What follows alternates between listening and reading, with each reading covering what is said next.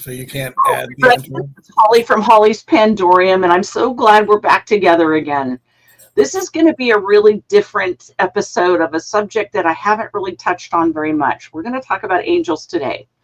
And I've got with me today my favorite person, which is Doug Cox. Say hello, Doug. Hi, everyone. And I just want to say there's some really, really in-depth information videos that you can watch on YouTube. And Google has a lot of incredible images and beautiful things to do with angels. And I had fun just kind of poking around looking at this stuff. But genuinely, I have my own personal experiences with angels that I'll talk about in a few minutes. But the first thing I wanted to do was just kind of throw it out there. I mean, regardless of your religious preferences or your beliefs, there's a lot of people that are not religious in any manner whatsoever, but they still believe in angels. And I've always wondered and thought that was fascinating. In just talking to people and asking questions and trying to get to know people's beliefs and thoughts, I think it's kind of amazing that angels are separated from religion in many cases. And in doing a little bit of research, I have found angel type beings in most all religions. In fact, I haven't found one that doesn't have them yet, which I thought was kind of crazy. I really figured that it was maybe a Christian thing because I grew up with it. I never thought about other faiths and other parts of the world having different ideas about it. It just wasn't on my radar to think about those things. But interestingly, so I'm going to read a couple of things that I found because they're just surprising to me. I didn't really understand this. So in the pagan belief system, there are angels and they're considered highly evolved beings. They're messengers, but not between mortals and God, but between mortals and the universal creators. Buddhism does not have an actual concept of angels per se in the same way that many Western religions do, but it does include beings called devas, who would be considered somewhat analogous, although they are not seen as divine creators or beings who intervene directly in human affairs. Instead, they're beings that have achieved a higher realm through good karma, and they live in heavenly realms within the cycle of rebirth. And a key points about Buddhist version of angels, devas, they're not omnipotent or omniscient. Unlike angels in some religions, devas are not all-knowing or all-powerful, and they're subject to karma. Their existence in this deva realm is based on their past good deeds, and they can eventually be reborn into lower realms if their karma changes. So they could actually be naughty and lose their status, which I find fascinating. Limited intervention, while they may be benevolent and offer some protection, devas are not typically seen as actively intervening in human lives. The angels that I grew up with had very elevated status and very powerful concepts, and all of these details were all through biblical training, catechism, or Sunday school and whatnot. And so I was amazed to hear about all these different idealisms about angels in particular. In Japanese belief, the closest equivalent to an angel is called a tenin, which I don't know if I'm saying that right, so forgive me if I'm not, which translates to heavenly beings and are primarily found within the context of Buddhism, with a female version also referred to as a tenyo, meaning heavenly woman, essentially acting as celestial messengers or divine beings with angel-like qualities. Key points about these Japanese angels. The concept of tenin largely comes from Chinese Buddhist texts, where they are described as flying celestial beings. And the pictures I found of them, they actually had wings also. They're not explicitly depicted with wings in every portrayal. Tenyu are often depicted as beautiful women with flowing robes, sometimes associated with music and dance. I'm reading that kind of quickly because there's so much to talk about on this subject, and I want to make sure we get through all of it. So I don't know about everyone else's experience, but in my upbringing, I grew up with angels being your guides. There's the famous picture of the giant angel walking two small children across a bridge that I saw many times in churches and growing up. And, I remember conversations with my family talking about, your guardian angel this, or, an angel watches over you while you sleep kind of thing. And, angels were just thought about and talked about as protectors. They were like our interim. They were kind of our go-between between our main God that we all focused on, and that they were this amazing go-between that could shelter us from tragedy, shelter us from pain, heal us. There's many, many stories that I've encountered of people claiming that a stranger came up to them and helped them find their way home when they were lost. Or, somebody showed up and helped provide something that was needed, and then they literally disappear into thin air. And Right. see, those are angels that don't have wings, but they're human-like. They look like a human, and they interact with people as a human, but they're doing these angelic things and then literally disappearing into thin air. Well, I mean, the concept of a winged being, Hmm. goes clear back into antiquity. The Hmm. ancient Sumerians, believed that the Anunnaki, who created basically humans, were winged beings.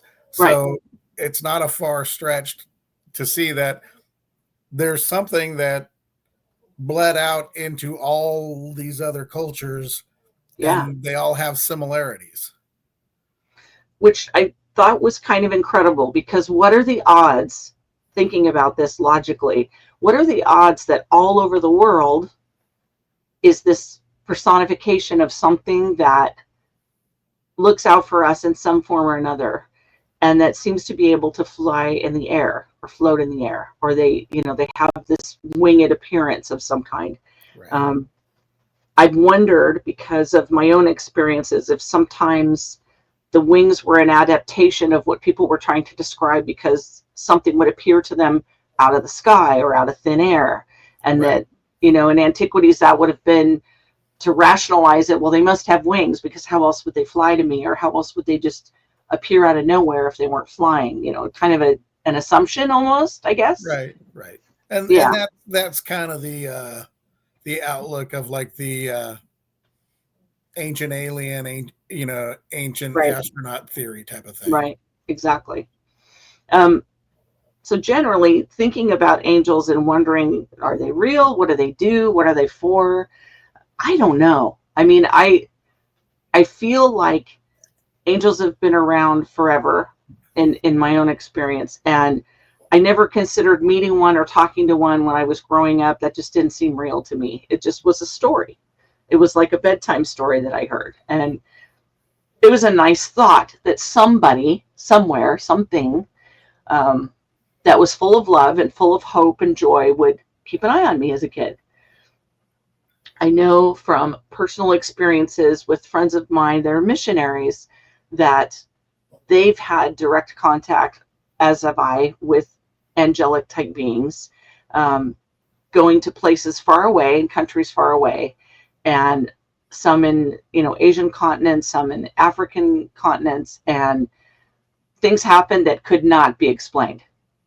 Could not. I know of a couple that were in Africa, and this still gives me goosebumps to even talk about this, but this was an incredible story. So they were in a very low inhabited area of Africa, just outside the Central African Republic, which is in the middle of Africa. And they were staying in a village, a small village, and there was a witch doctor nearby, supposedly, that was very disturbed by their presence. And rightfully so. They'd had their way of life forever, and they didn't want the change and didn't know what that meant and all that. It was very scary. And so there was another tribe that ended up intervening with the witch doctor, supposedly, and came to kill these missionaries. And they were staying in a little teeny hut.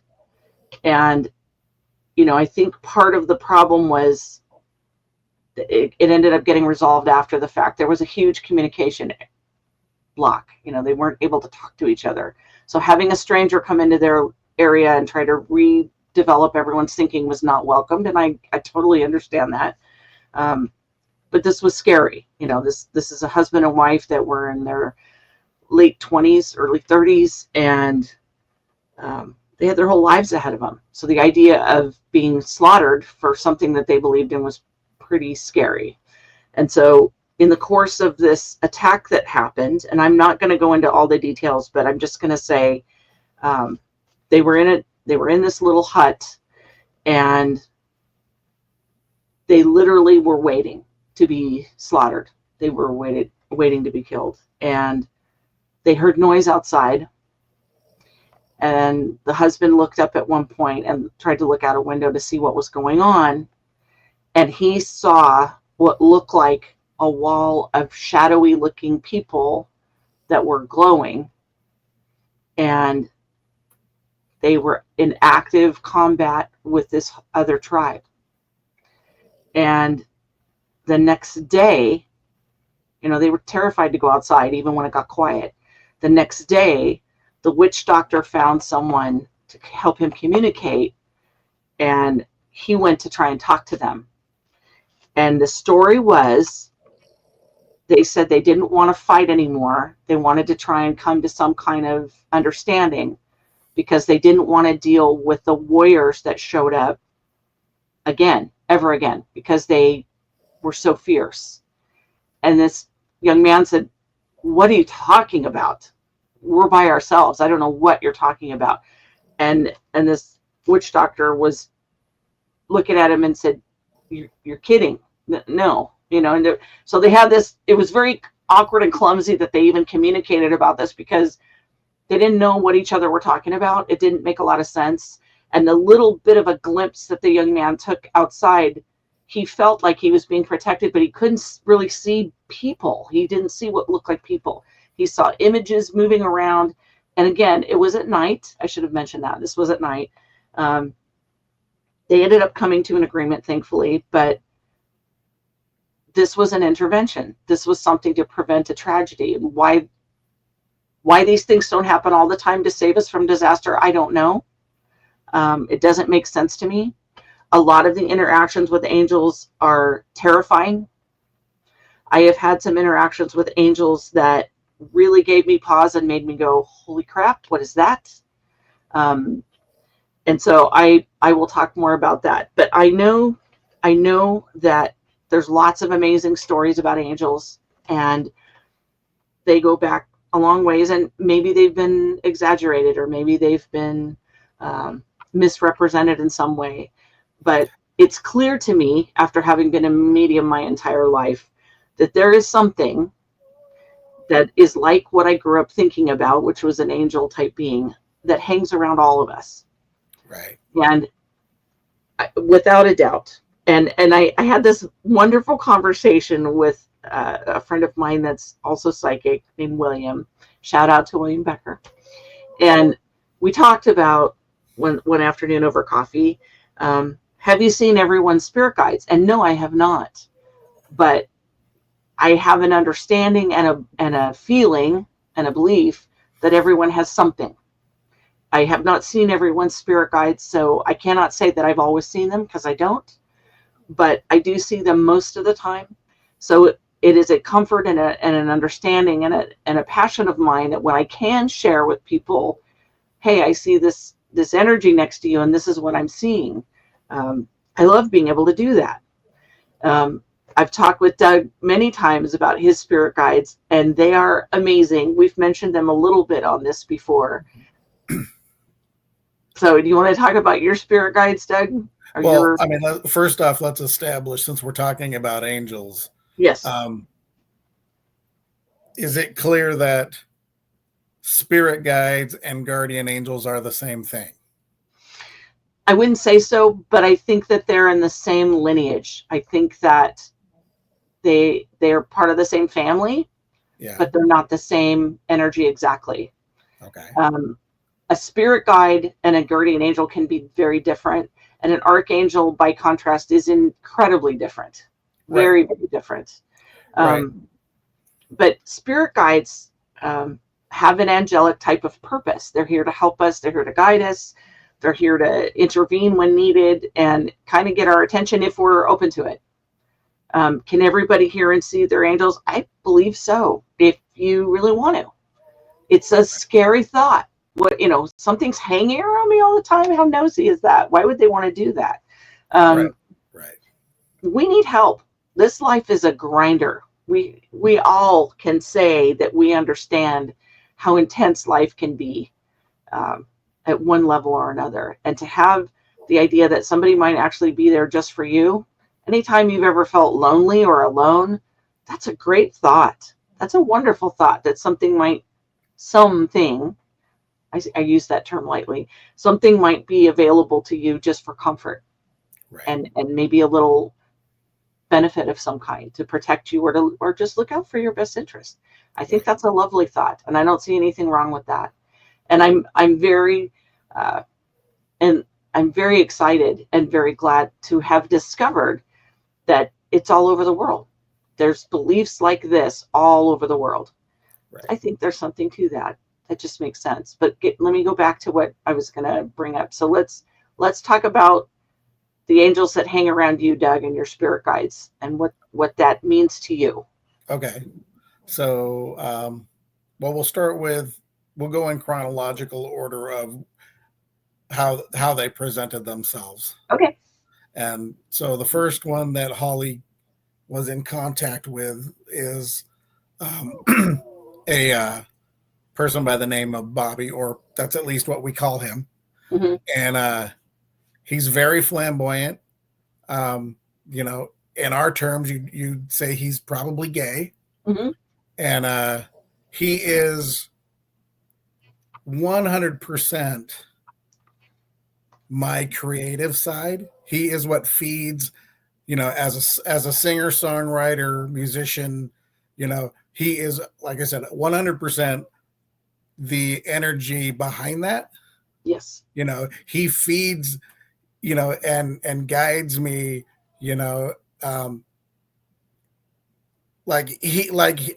I can only equate like when I wake up at 3:00 in the morning with a song idea in my head that I have to get up and work with it.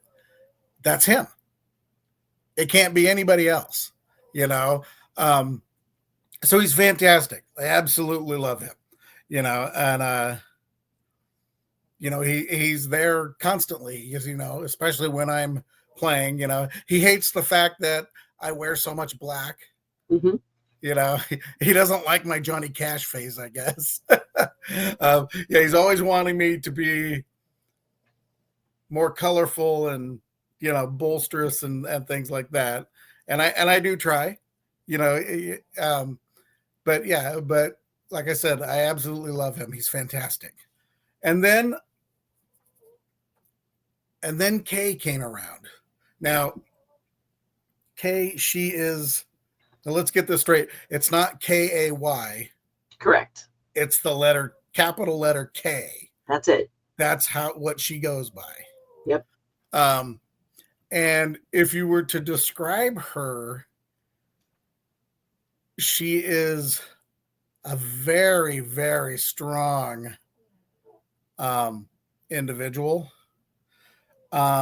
You'd probably classify her in like Norse terms or Scandinavian terms as a Valkyrie.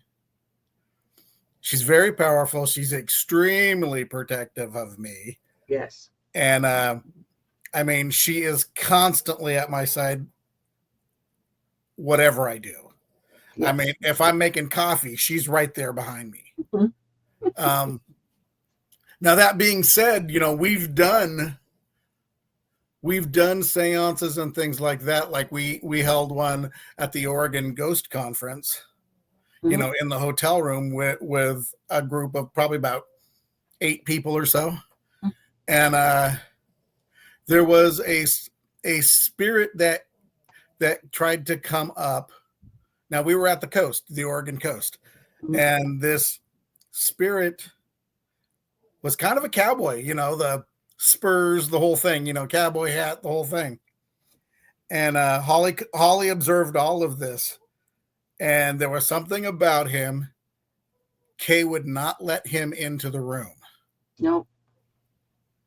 So I can, again, I can only say that, she was protecting us.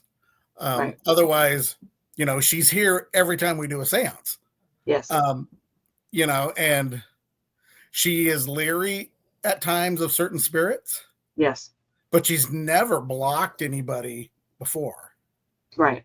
Not that we know of anyway. Because I have to preface this by saying, when I'm doing something like a seance, I'm in another frame of mind.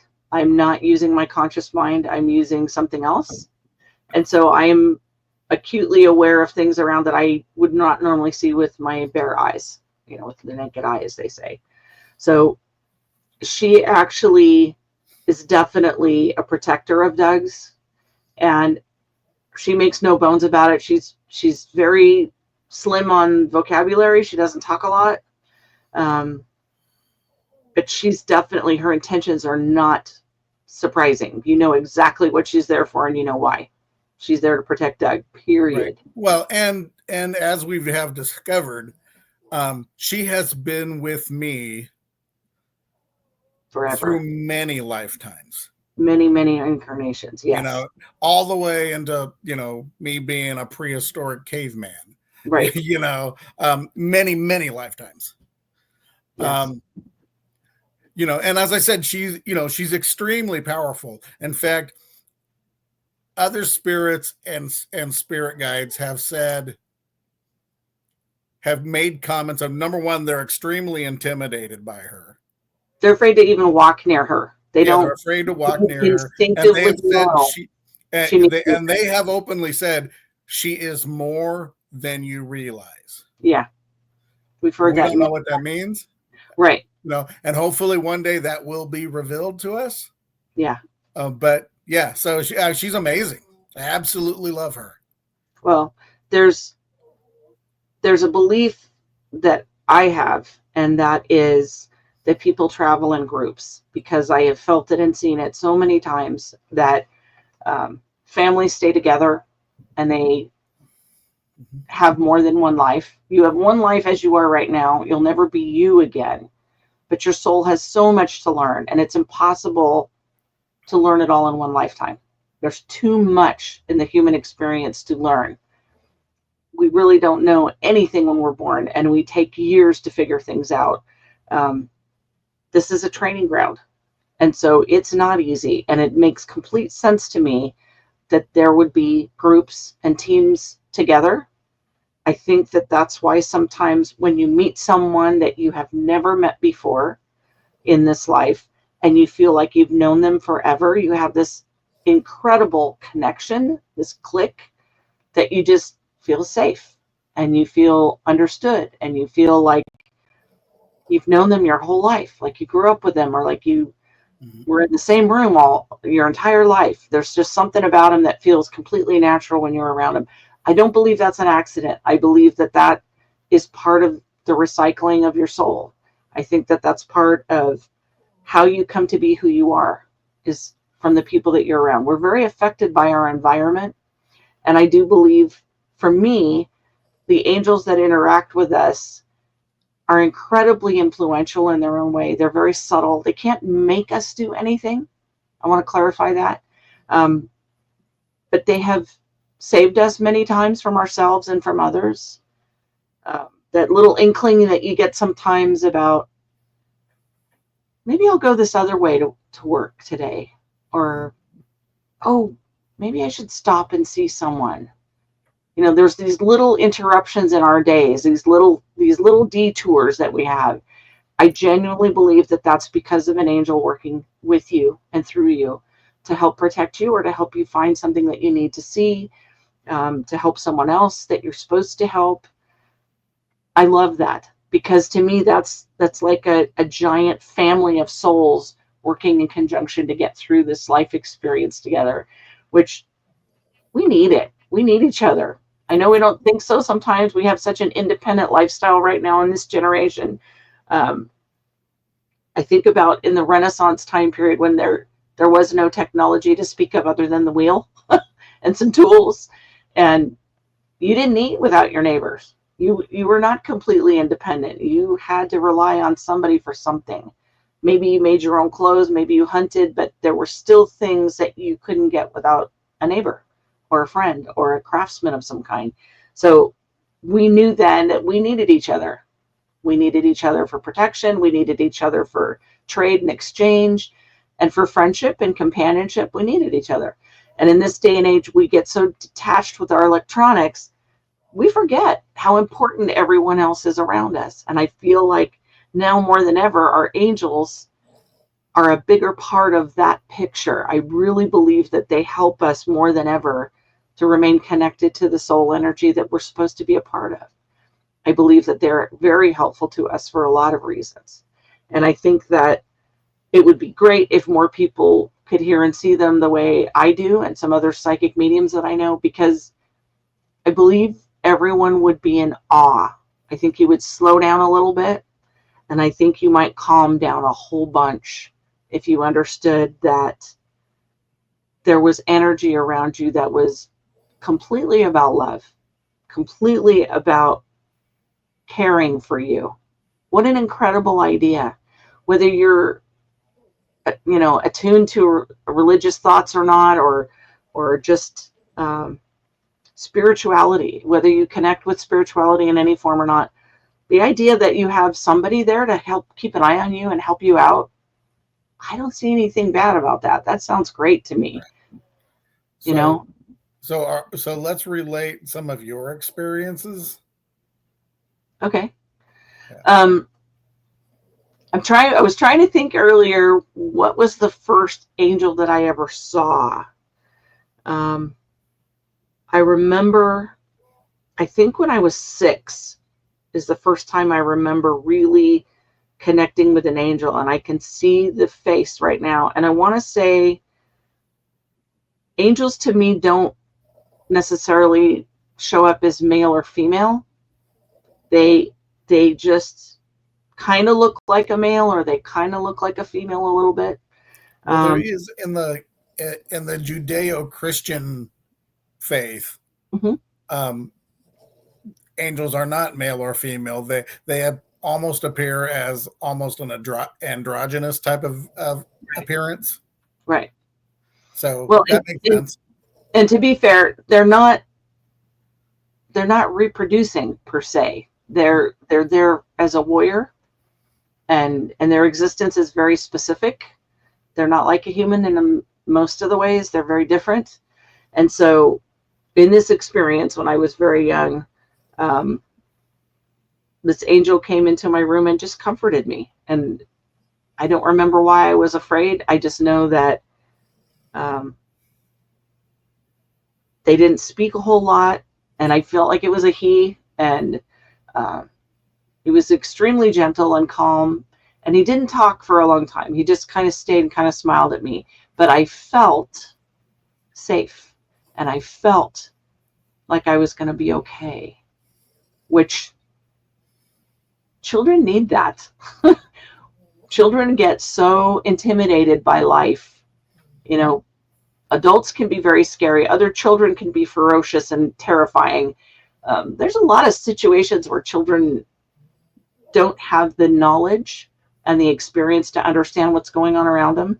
So having an interaction with a loving being of any kind, I think, is wonderful. And I've had interactions with archangels, multiple. I've had connections with Uriel and Raphael and Michael and others. But and I will say the archangels are completely different than an angel that's like in charge of helping you. An archangel is a power that I can't really describe. They are incredibly intense. They are intense in the love that they exude. Their energy is really loving. Like when you go see your grandparents when you're a kid, or your favorite aunt or uncle, You feel that love immediately when you're in the room with them. When they hug you or talk to you, their voice and their energy is so loving and so kind. And these archangels, their energy is makes me tear up. They are crazy strong. There's stories in the Bible and in other faiths about one archangel wiping out hundreds of thousands of people in a night, wiping them out. They are they're warriors, but they're warriors for a purpose. They are not just randomly slaughtering for no reason. They are rescuers. They are communicators. They deliver messages. They deliver hope. They deliver fear. They deliver understanding and compassion. They are very dry. Except kind of Uriel. Uriel is like having the sun next to you. Uriel is so full of light and so full of love, and he's just different. He's very different. Raphael is a healer through and through. Raphael has come to me several times when I've had serious health issues. And would I pray to him? Absolutely. I was raised Roman Catholic, and I have a belief and an understanding that there's many entities and energies that help us. And so I don't have any problem with communicating with other energies, and I see nothing wrong with it. And I think because I am open to them, they are open to me. They communicate with me and they show themselves to me. And it is absolutely incredible to watch them heal somebody or help somebody get through an event. And when I've had a couple instances where really scary energies were coming at me or near me, Michael, the Archangel Michael, is never too busy to help. And Doug was reminding me about one of my experiences because it actually shook my house once. I could feel the energy kind of bouncing throughout the whole place, and it wasn't an earthquake. It was like an energy vibration, I guess is the good way to describe it. Right. But the whole house shook. Yeah, I mean, we're talking house shaking, windows rattling. I mean, the whole thing. Yeah. Yeah. There's things that happen when you're a psychic medium that I wouldn't wish for anybody. Whenever you, and we know this instinctively, when you have any notoriety, when you have anything that makes you shine a little bit, there are things that would seek to dampen you and seek to drag you down. It's just part of life. So it's not a surprise that when you are shining brightly and having some positive energy in a positive direction, that there would be things that would try to make you stumble and things that would try to divert you from your purpose in life, I should say. So whether that's, someone kicking out the table from you when you're trying to sit and relax and making your life harder than it needs to be, that's what those archangels are for, and that's what those other guardian angels are for. They help to deter those things from stopping you to keep your goal accomplished. If you're constantly feeling like every time you try to do something, it's getting diverted and nothing is going right, I challenge you to talk to the angels around you and, surround yourself with protection first. I recommend that for everything. Before you pray, before you meditate, before you talk to anything, please protect yourself first. Always, always, always surround yourself with a light of protection. And that's all you got to think about. I am surrounded by protective light. I'm surrounded on all sides. Right. And then start talking and ask the universe to help you connect with things that you need to know. there's no way to know every step you should take, and there's no way for answers to just fall in your lap, but you can get road signs. My mom used to say that life is like a freeway, and I love this description because she said there's always going to be bumps in the road. There's always going to be a flat tire here and there. But she said if you pay attention, you will see the road signs, and you will see things that you should avoid, and you'll know when you're going the right way because the journey will be smoother. Right. Not trouble-free, but smoother. Right. That kind of goes hand in hand with the other night. I've been in this process with my meditations and things about, trying to manifest abundance in our lives and things like that, because in the 11 years that Holly and I have been together, we've had our definitely our share of losses. We've lost family members, we've lost friends. I mean, and it, and it's never a great feeling when you're feeling like you're getting cut off at the knees at every turn. Right. So I've been working on the manifesting thing and, asking for abundance and things like that. And what was it? A week ago, maybe, that I again woke up at 3:00 in the morning and they had implanted in my brain that this phrase, and I know it wasn't me because I don't talk like this, but they literally told me abundance is served beside the sea of losses. So that being said, that's exactly what Holly's mother's analogy of life being a highway or a freeway. It's like there are always pitfalls, dramas, hardships. But at the same time, there is abundance, and you need to focus on that and be grateful for those instances, because in the end they totally outweigh the negative. Yeah. And it's not to say, I mean, there's times in our lives when it just seems like it's crap and it goes on and on and on. And then I know that there's plenty of times that I have felt like, what else can go wrong? And waiting for the other shoe to drop, as they say, that old expression. And yeah, there's times that seem to be endless. When things are going wrong, it feels like forever.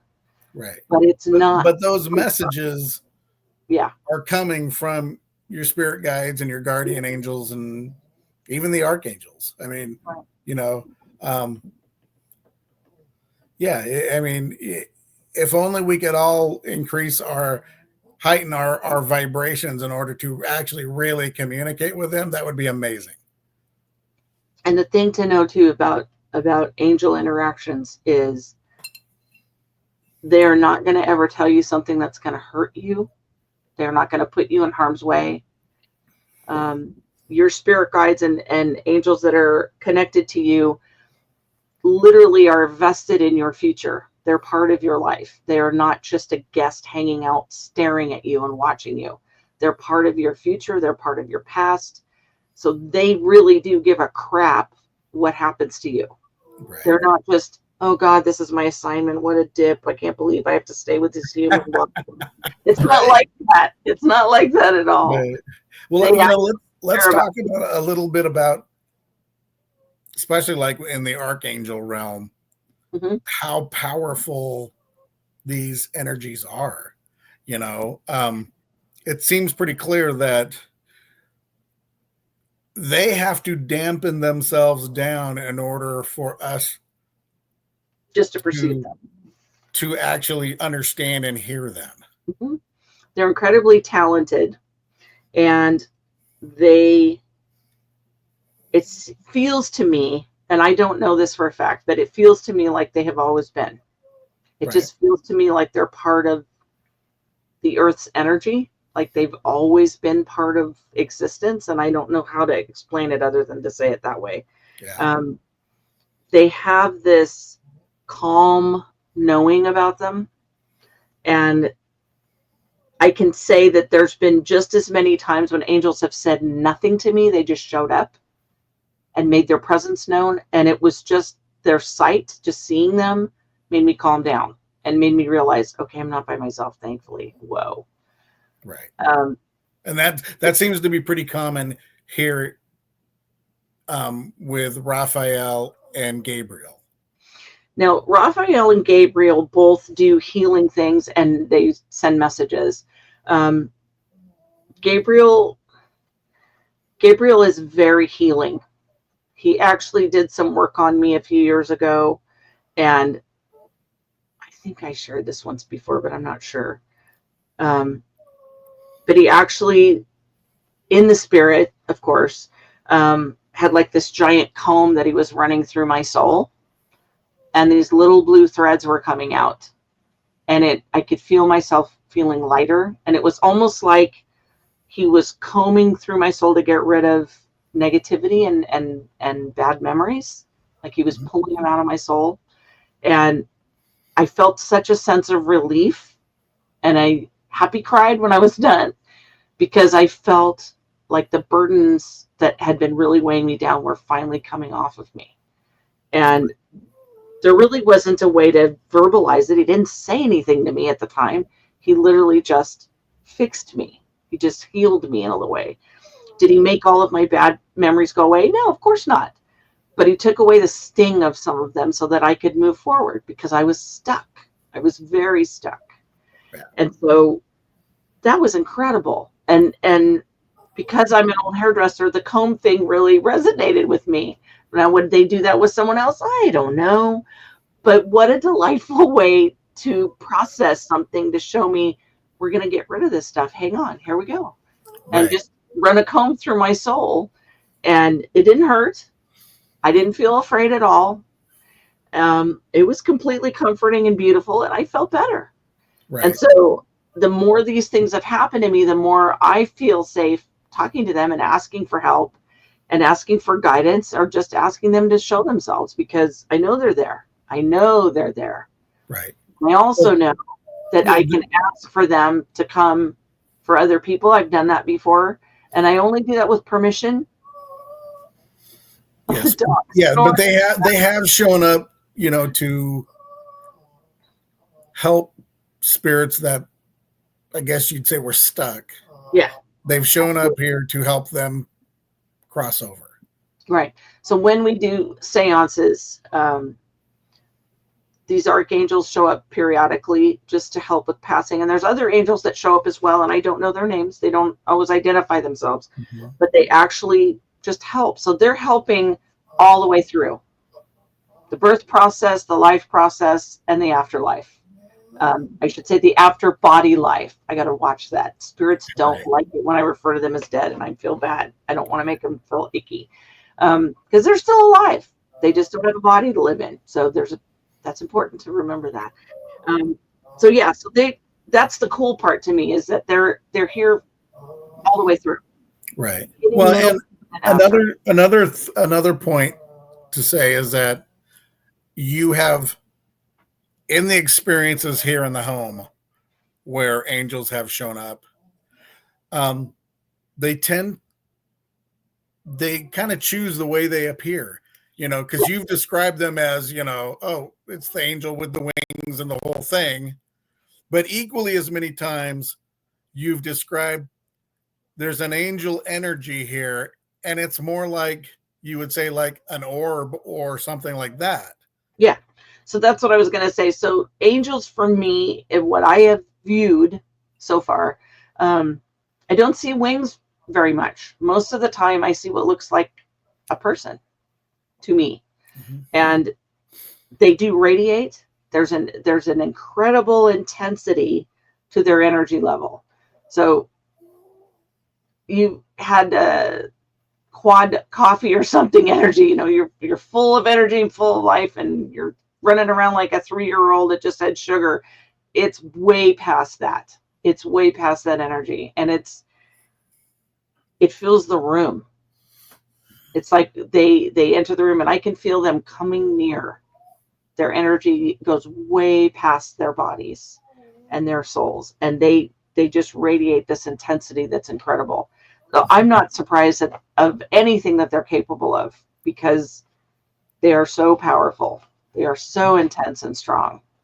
And also, I mean, as a reference to how powerful they are, we had a seance, and this has been a few weeks back. And I know we don't have the name correct, right. but this archangel type, we're going to say, because we don't know for sure. Right. And we're going to call him Carnelian. Right. Showed up to deliver a message to Holly.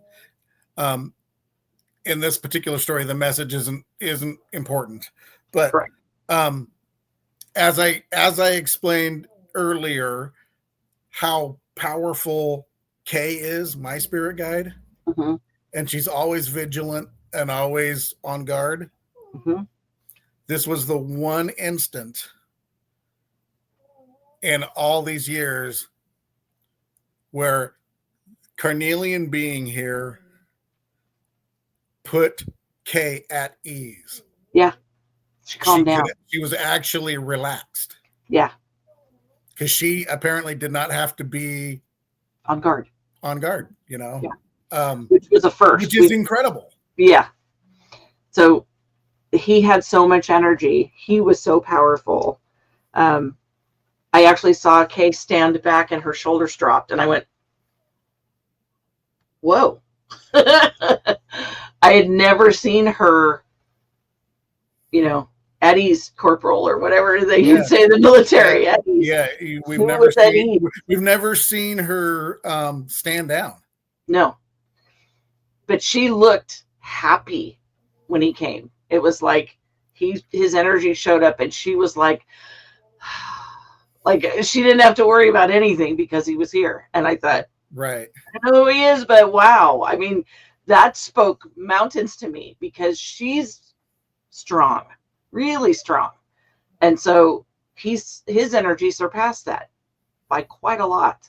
And I thought, okay, wow. You know, I was awake for hours after that because his energy kind of fed my energy. Right. You know, sometimes I'm very drained after we do seances, and other times, depending on who shows up, sometimes it's like I just slept a really good long night and I had all my vitamins and had my Cheerios and I'm good. I was wide awake. Yeah. It's kind of an some nights where we're awake till 2 a.m. Yeah.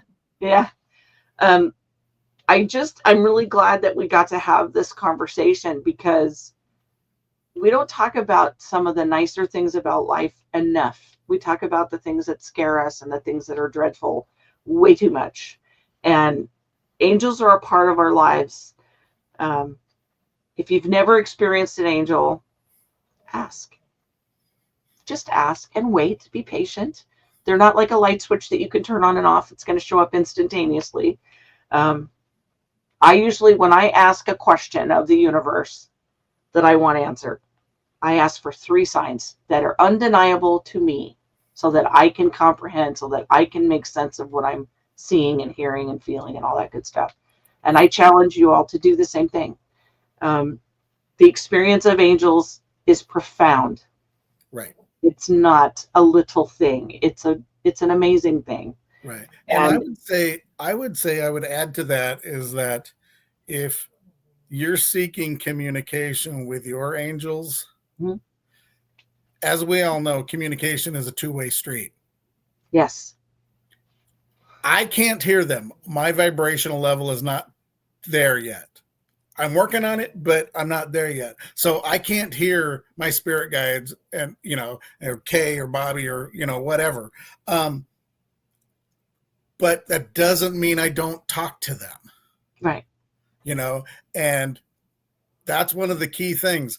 Talk to them. Yeah. They will hear you. Well, and believe it or not, they're waiting for you to do that. They love it. They have told me repeatedly, when you just talk and just say, you know, I feel this way, or gee, I really liked that, or it doesn't have to be all scary bad stuff. Talk about whatever. Mm-hmm. Talk about nothing. Just talk. Acknowledge them. Acknowledging them goes a long way. That feeds their souls. That feeds their energy. Right. The other thing that I would say too is that, take the time, like if you are talking to them, take a moment to just be silent and listen. Mm-hmm. And focus past all the surface noise, focus past the bird outside the window chirping away or the refrigerator making noise, and just concentrate and listen and see what you hear. Yeah. Yeah. Like when you go camping, for anyone that hasn't gone camping, and for those that have, you'll appreciate this.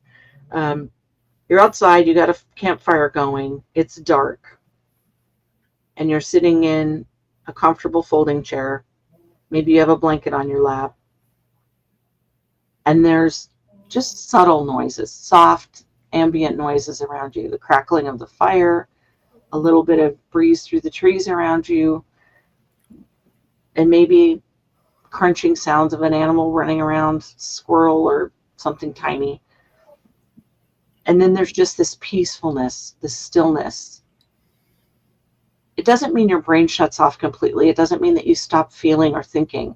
It's just a few moments of quiet. Our brains never shut off. They run even when we're sleeping, for heaven's sakes. They're always going. Don't expect yourself to be completely silent mentally. Just slow your brain down a little bit. Allow yourself to have some peace. Turn the phone to do not disturb. Set it somewhere away from you so you're not inclined to pick it up. And just breathe. Just breathe and relax. You'd be surprised what wonderful thoughts you'll have and what great ideas you'll get. And you may notice that you hear something that sounds like your own thoughts in your own voice, but it's in your left ear. You'll notice that you're hearing something from the left. Or maybe you'll hear something from the right, but it's like a thought implant. And you'll notice, the more you pay attention, you'll notice.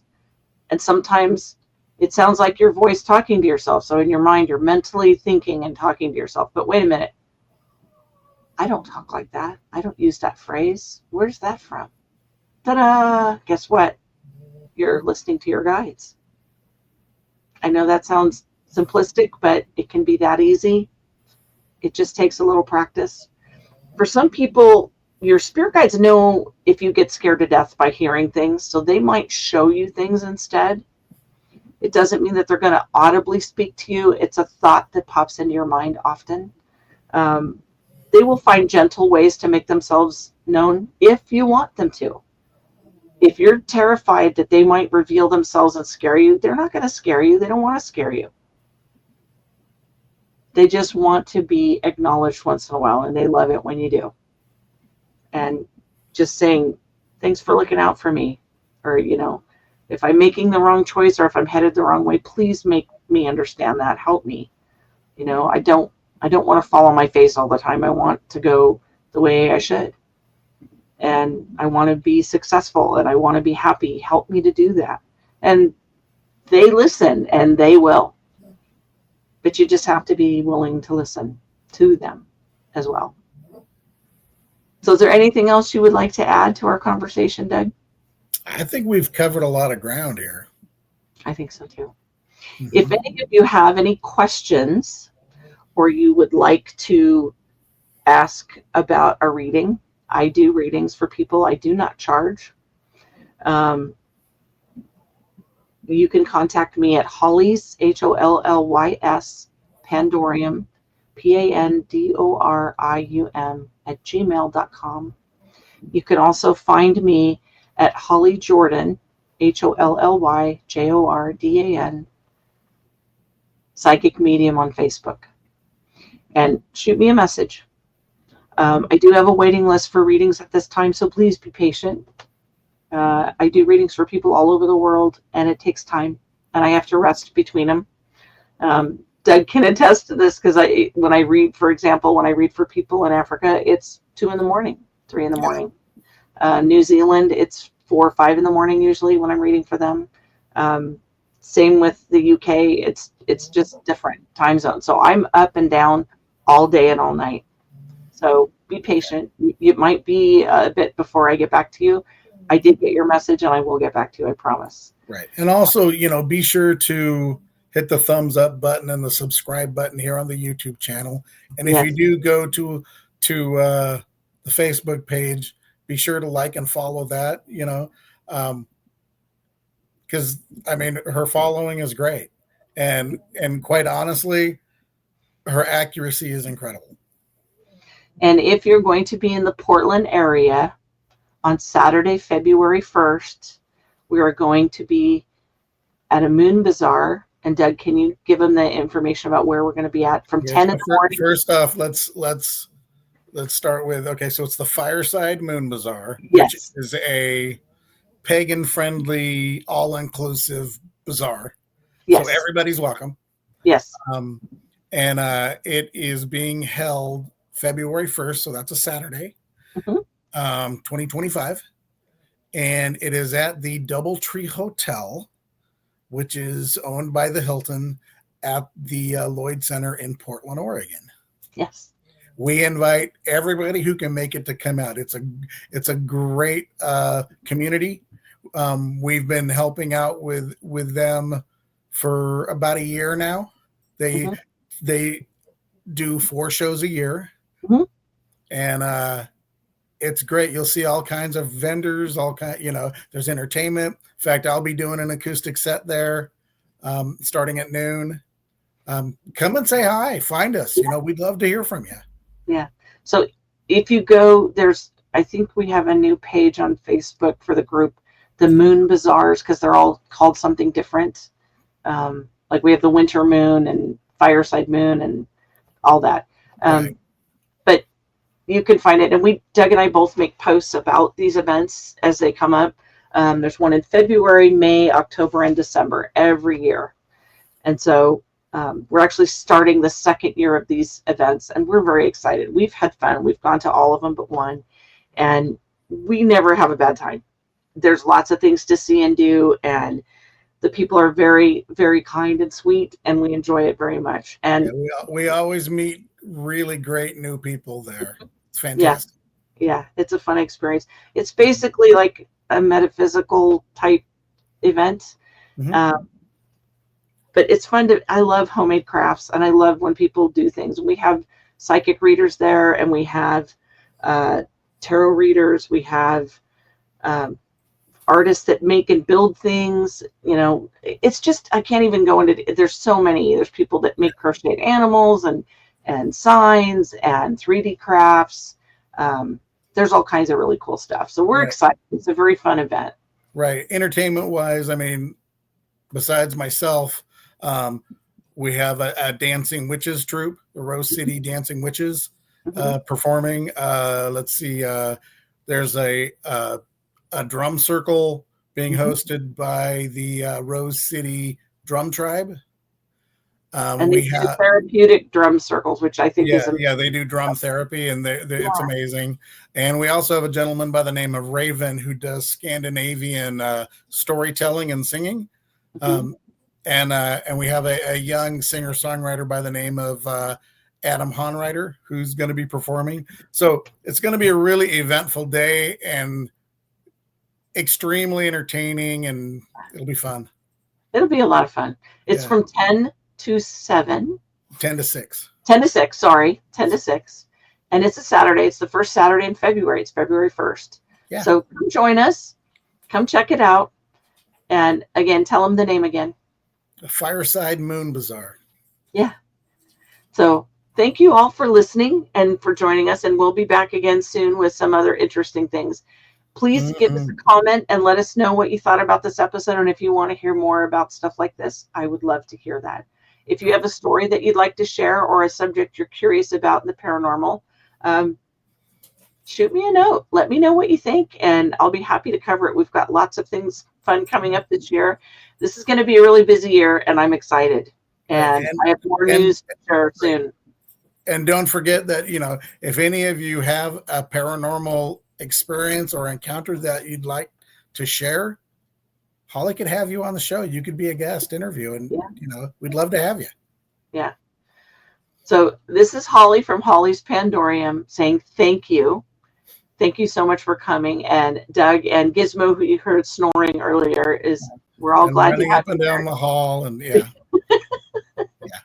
Thank you so much for joining us. And again, please hit the thumbs up. It really does help us to get to more people. Have a All right. wonderful day, and we'll be back again soon. All right, see y'all.